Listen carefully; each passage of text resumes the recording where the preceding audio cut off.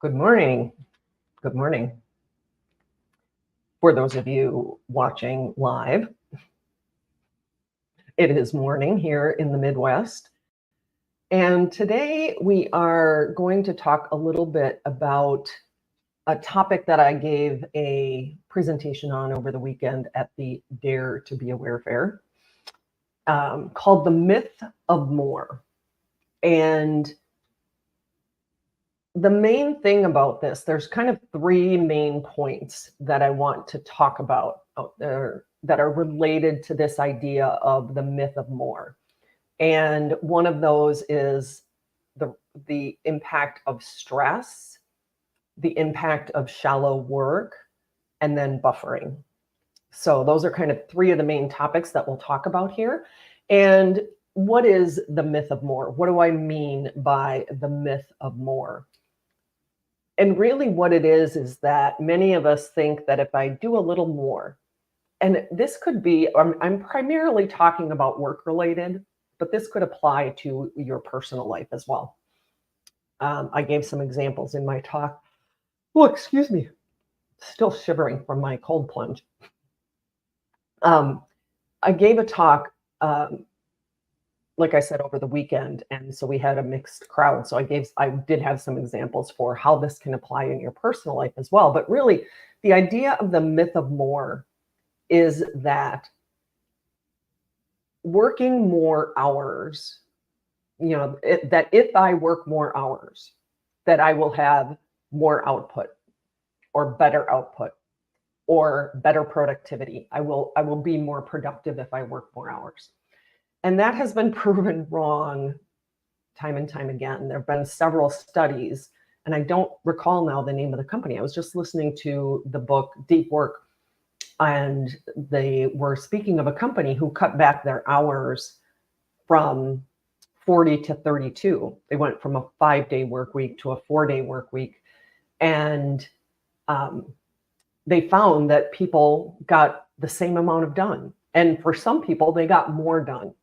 And one of the reasons is that a lot of the things that take up time, a lot of the time wasters, a lot of the shallow work. So we'll talk about what is shallow work. Shallow work is work that is not needing your full attention. You can do it somewhat distracted. And it's not adding the most value to what you're actually producing. And so what are some examples of shallow work? Shallow work could be checking email. Shallow work could, checking and responding to email. Shallow work could just be managing your calendar. Shallow work might be, a report. Some reports that you put together don't take really deep thought. It's just maybe you're, running some reports on a database server and, plopping some things into Excel, and that is really the report. Where deep work is really focused time, where it needs your full attention, and it takes deep thinking and high skill and high amounts of focus and attention. And so one of the things I mentioned that is an impact to the quality of your output is how much time you can dedicate to deep work. The deep work is going to really produce the most results in your work life. That deep work is really what's going to do it, because the quality, here's a formula you can use, the quality of your output, not just the quantity, but the quality of your output, is equal to the time that you spend multiplied by the intensity of your focus. And so I talked about that there were three things that are going to impact this quality of output, and whether, how much work, the quality of the work and the amount of work that you can get done in a 32-hour week or in a 40-hour week versus a 50, 60, 70-hour work week. And so that intensity of focus is so important. And that's what really deep work is taking a block of time. And usually they say a minimum of 30 minutes, maximum, they say that most people who've been practicing this for a while can do deep work is 4 hours. And so really half your time could be spent in deep work in a week. And so I mentioned 3 things that are challenges to deep work, to actually this quality of output. And one of those is stress. The other was shallow work, and the other was called buffering. And when I talk about the stress, why is stress an impact? When we are stressed, our body is in a fight, flight, or freeze at some level. And I've said this before, that if this is a calm, grounded, focused, really grounded, calm state, and this is a significant stressor, let's say a car accident or, something major that happened, a major stress, or even getting, cut off in traffic, like a sudden, short-lived, but sudden stressor, or an argument with a loved one. Many of us operate with a constant level of stress here. And when we're in that stress, our body, our brain our prefrontal cortex is offline. Our brain is sending all sorts of blood, not to our brain, because all it thinks it needs to do is run. It needs to be safe. It needs to conserve energy. It needs to send blood to the heart so that you can run away. It needs to send blood to your muscles so you can run away. It needs to send send blood and energy to your lungs so that you have the energy to get away from whatever is in danger. Your body doesn't know the difference between a mental threat, a deadline that's looming, or a physical threat, a lion that's chasing you on the savannah. And so our brain doesn't need, if all it's doing is running from the lion, it doesn't need to think and process and do deep work.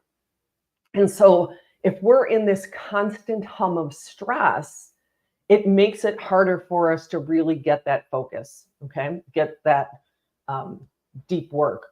And if we're the second piece was that shallow work, that work that can be done, that is those distractions that come up, that constant email, the IMs, the somebody walking by in an open office environment, all of these things, social media notifications on our phones, all of these different things that are distractions to us getting really quality work done.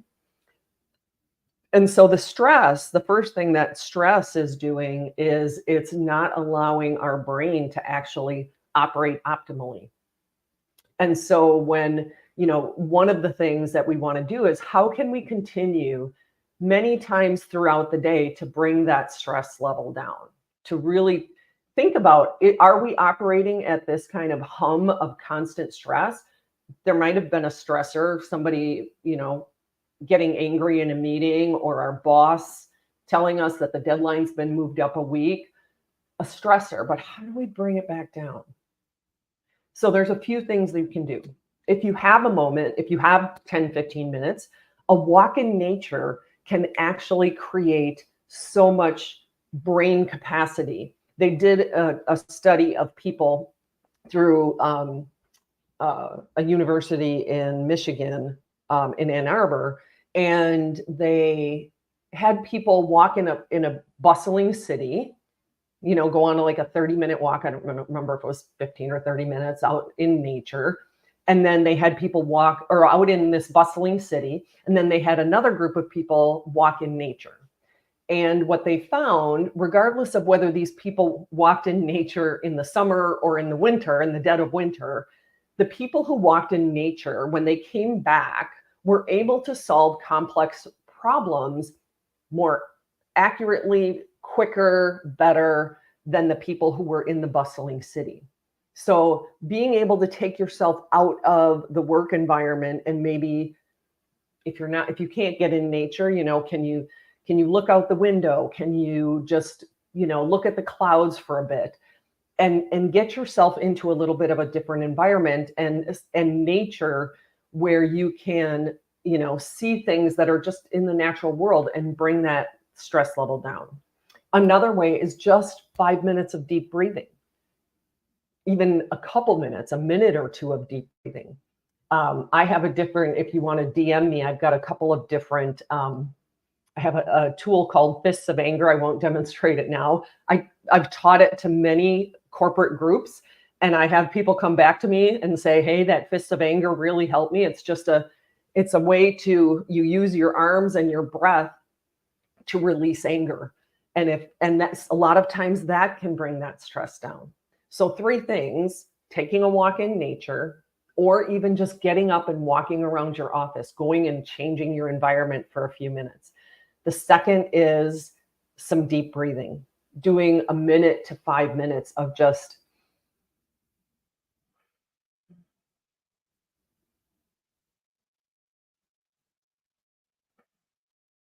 and if you can, close your eyes, because oftentimes just taking that sensory input that we normally get through our eyes and turning that off for a bit can be super helpful. So taking a walk in nature, deep breathing, or some sort of like a Fists of Anger, something where your body, even dancing, getting your body active, can actually moving your body. And sometimes it can be just shaking your arms. Move your body in some way. And if you're, like I said, if you're interested, I have some breathing techniques and some, like I said, the Fists of Anger as a technique to really, in a very short period of time, a minute to 5 minutes, can really help bring that stress level down. The second thing that I talked about is this shallow work. And shallow work, again, is the emails and all of these types of distractions. And if there's a way that you can, first assess how much shallow work am I doing in a week, we often will underestimate these kinds of things, and see if you can schedule, not just schedule periods of deep work. Maybe you can block an hour on your calendar or 2 hours on your calendar to really focus on a project, do deep work. And also see, can you schedule your day so that you have a scheduled time for that shallow work, so that you're not allowing those interruptions to be in your face all the time. For example, whenever I worked with clients in a change management perspective, and I would use one of their laptops, I would always turn off email notifications. I would allow it to have just like an email icon in the tray in the bottom, but I never allowed it to have pop-ups, because that distraction takes your brain out of the ability to do deep work and get really solid things done. The other thing that I wanted to share is that these are all strategies for just during your workday. But also what the core of what I was talking about is really the myth of more, that working into the evenings, checking email even just a few times in the evening, can interrupt your brain's need and ability to actually get the rest it needs to be productive the next day. Working in the evenings, working on the weekends, checking email on the evenings and on the weekends can actually reduce your productivity by up to 20% the next day. Even if it's just a few minutes, your brain needs that rest. Just like an elite athlete needs periods of rest for their body, our brain needs the same thing. Our brain needs that rest in order for it to be creative and to solve problems and to think of new things. I had a boss when I worked at one of the managers I had when I worked at Harley-Davidson. He used to say, put it on the B drive. And that's sort of what, when you shut down in the evening, or let's say you quit at 4:30, 5 o'clock, 5:30, whatever your ending time is, no work after that, no conscious thought about a project, about how you're going to solve a problem, put it on the B drive, is what my manager used to say. Let your unconscious, let your subconscious go to work on it. And the way that you do that isn't necessarily by buffering, which is using social media, Netflix, overeating, over drinking to avoid, feeling anxious or restless about work that's coming up, but it's doing active rest, completing a puzzle, going for a walk, doing exercise, maybe drawing, or, picking up a hobby, taking some photographs, things that engage your brain in other activities allows your subconscious to go to work on the things that you put it to work for during the day. So at the end of the day, I will sometimes even say, okay, before tomorrow morning, let's, maybe there's something back there that can help me with this problem, with this, how to solve this problem with this client. But not giving it conscious thought time in the evening, giving your brain the ability to rest, you will actually allow your subconscious to go to work with all of the other things. We have so much input into our mind and in our brain that our subconscious stores more than we know. And there's often so many things that can help you solve a problem and do things. But if we're trying to do it with our conscious brain and our conscious thought, we're inhibiting one of the most powerful, because most of what we store is all in our unconscious and our subconscious. It's stuff that we don't even realize is there. And so by going and doing other activities, by performing active rest and not buffering, as I mentioned, not just scrolling social media or binging Netflix or eating and drinking, and to avoid those feelings of anxiousness or concern about a project or whatever it might be. Maybe there's even, other things going on personally that buffering is doing, but really just going and doing something else. I have several friends who've started to do puzzles in the evening. I have other friends who have started to bake. Some of the things that I love to do are reading, and especially taking up the first quarter, especially, and I want to pick up another book. I just talked to my daughter about a new series, but being able to let your brain even go with some fiction and not reading work-related and articles or books. So if you can reduce the stress periodically throughout the day, if you can schedule your day so that you have some periods of time for deep work and minimizing that shallow work, or at least even if you can't minimize it, group it into different times, like schedule it during the day. I do that on my calendar. Here's when I'm going to check email. And I haven't done it yet, but I'm going to. It was a suggestion from the book Deep Work, is I'm going to close out my email. I'm actually going to turn it off because I just keep it in a tab in Chrome, is close it down and go back to it only at the times that I have scheduled on my calendar. And then lastly, buffering, being able to replace those buffering activities of just this mindless kinds of things with activities that engage your brain, but not engaging it in work-related activities. Shutting down at a particular time each day, and then not doing work in the evening, because that work in the evening, number one, it doesn't have an intensity of focus most of the time, and it's not giving your brain the extra rest it needs in order to be productive the next day. So the myth of working more hours does not create better and more output. It might have more output, but the quality is not there. Your quality of output is diminished. The quality of your output is the time spent times your intensity of focus. If you can pull back on those hours in the evening and focus your hours during the day and eliminate or delegate some of that shallow work and increase the amount of time that you can do deep work, you'll accomplish more. in less time. Thanks for joining me, and have an absolutely wonderful rest of your week. And I will talk to you next week.